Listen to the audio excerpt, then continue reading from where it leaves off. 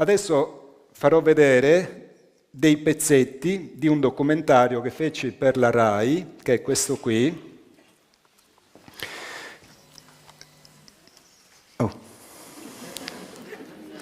2012, profezie Maya e cerchi nel grano, perché a un certo punto, all'approssimarsi dell'anno 2012, gli extraterrestri incominciarono a fare cerchi nel grano a tema Maya, perché la data del 2012 è una data molto importante.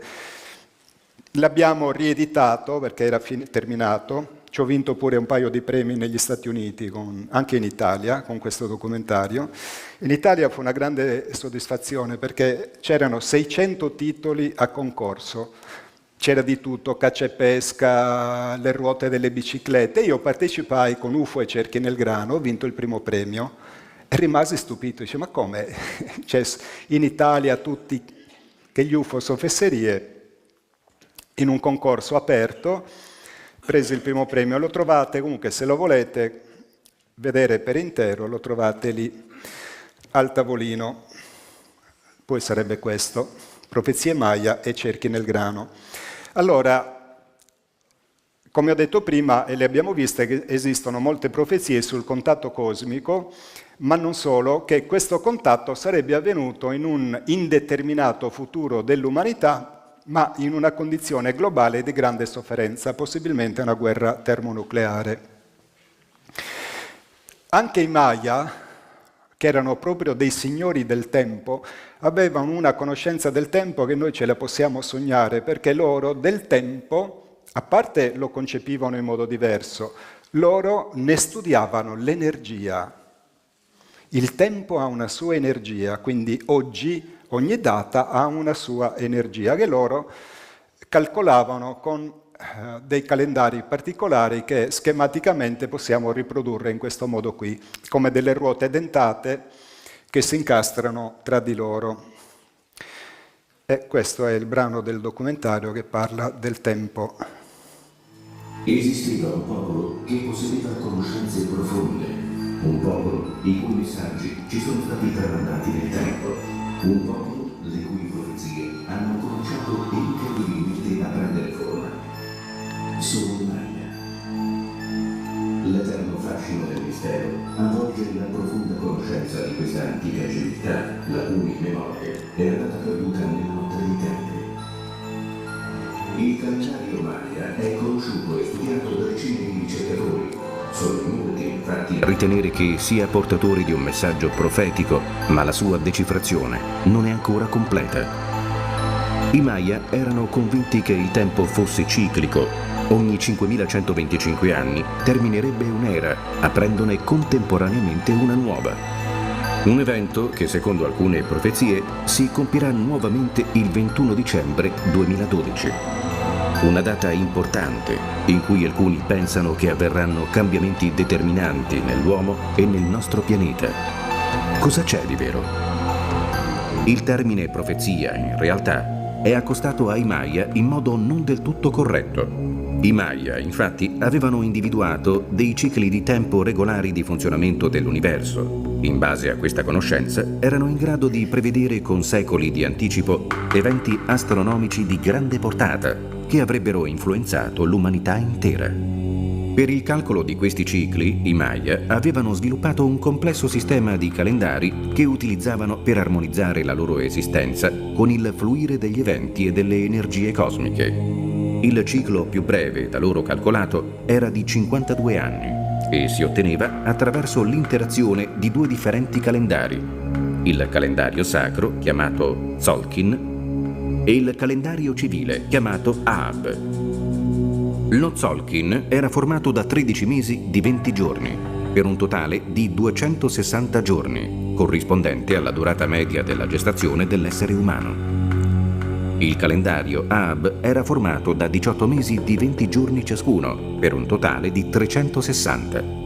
Per arrivare alla durata dell'anno solare di 365 giorni si aggiungeva un mese corto di 5 giorni, chiamato Uyaeb.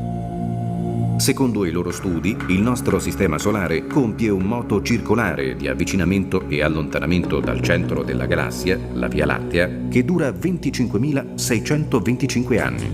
Questo ciclo, che i Maya chiamavano giorno galattico, era da loro suddiviso in 5 sottocicli di 5.125 anni ciascuno, che consideravano come singole ere ed erano chiamati soli.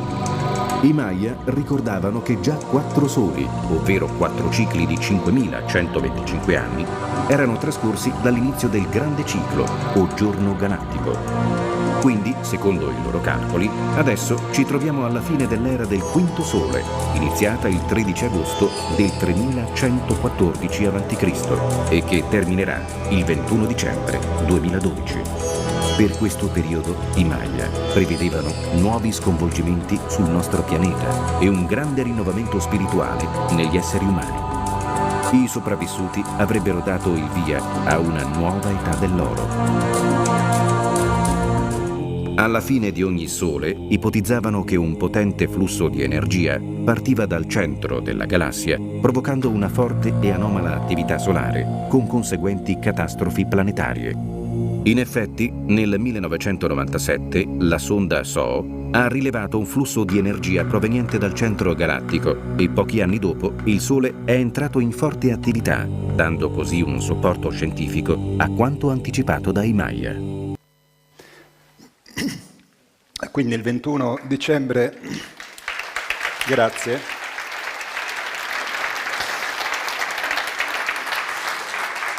Il 21 dicembre 2012 è finito il quinto sole, quindi da quella data siamo entrati nel sesto sole, e il sesto sole è l'era, che durerà 5.125 anni, in cui avvengono sconvolgimenti e cambiamenti epocali mai visti prima sul nostro pianeta. Sta accadendo, quindi ci hanno azzeccato in pieno. Questo è il calendario Tzolk'in, trasportato su un piano bidimensionale, genera una tabella, vedete, che comunemente viene definita oggi sincronario. Rappresenta una matrice di 260 giorni che, come dico, perché la sceneggiatura del documentario è mia, è la durata media della gestazione di un essere umano, cioè 9 mesi. E, secondo il sincronario, ogni giorno è caratterizzato da una sua energia.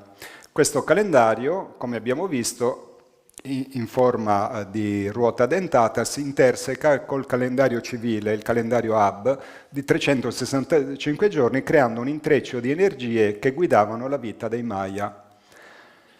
E vedete che viene fuori, che cosa? Una specie di simbolo del DNA.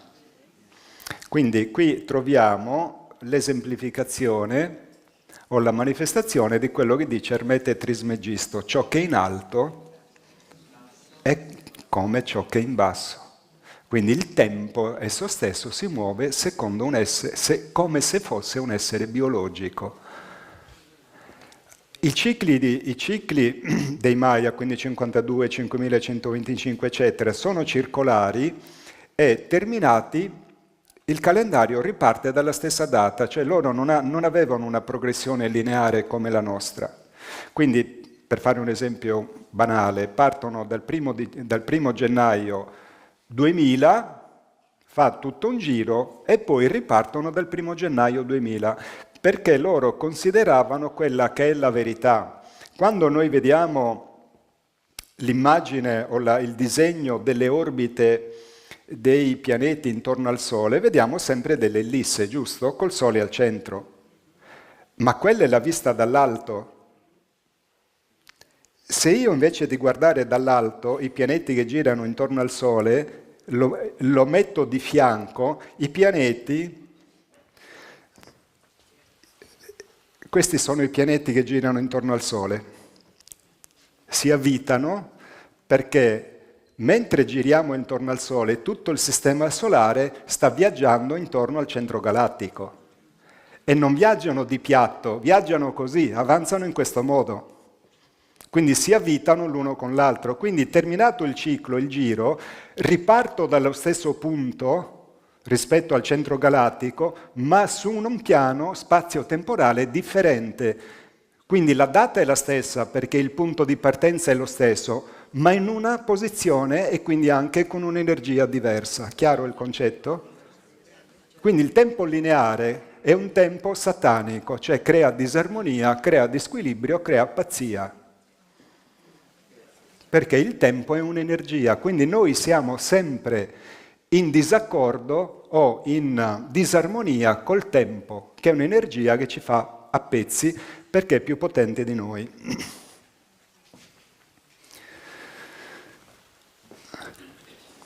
Quindi per i Maya l'energia del giorno era fondamentale per programmare le loro attività.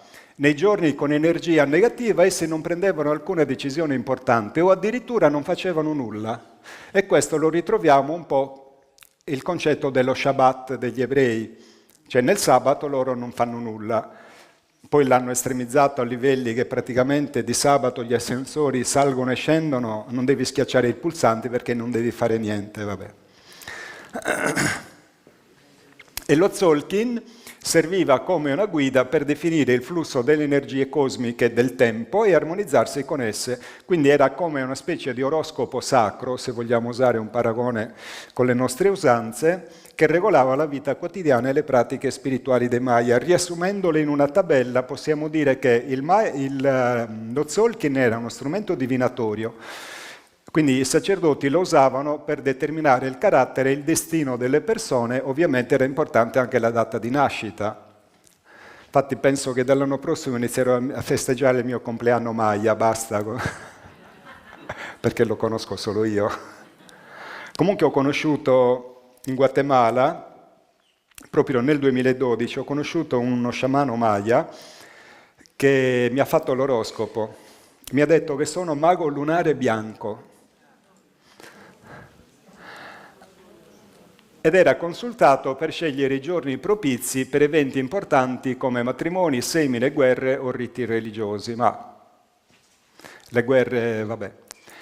Energia dei giorni e influenza spirituale, ogni combinazione di numero e glifo, che sono quelle figure che vengono specificate e abbinate ad ogni giorno, che rappresenta una particolare energia che influenza proprio quel giorno. Quindi questo forma quella tabella che abbiamo visto, il sincronario, dove ogni giorno ha una sua particolare qualità energetica che può essere o benefica o sfavorevole. L'interconnessione con altri calendari, abbiamo visto che si combina col calendario civile di 365 giorni, che è il tempo in cui il pianeta Terra compie un giro intorno al Sole, che era chiamato Ab, e formano quindi il calendario Maya, calendario circolare di 52 anni, perché ogni 52 anni si ripartiva dalla stessa data, come vi ho detto. E questo aveva un ruolo nel lungo conto. Il lungo conto è il ciclo di 5125 anni, chiamato anche Sole. Quindi, ripeto, oggi noi siamo, dal 21 dicembre 2012, siamo nel sesto Sole. Quindi questa impressionante conoscenza che i Maya avevano del tempo, dei cicli cosmici, eccetera, eccetera, ha permesso loro, perché loro avevano capito che il fluire del tempo, l'energia del tempo era vincolata al manifestarsi di fatti sia astronomici, sia umani, sia cosmici. E tra questi fatti loro hanno previsto il contatto con le civiltà extraterrestri globale, contatto che loro avevano già, e il contesto in cui sarebbe avvenuto e anche che cosa avrebbe significato per l'intera umanità.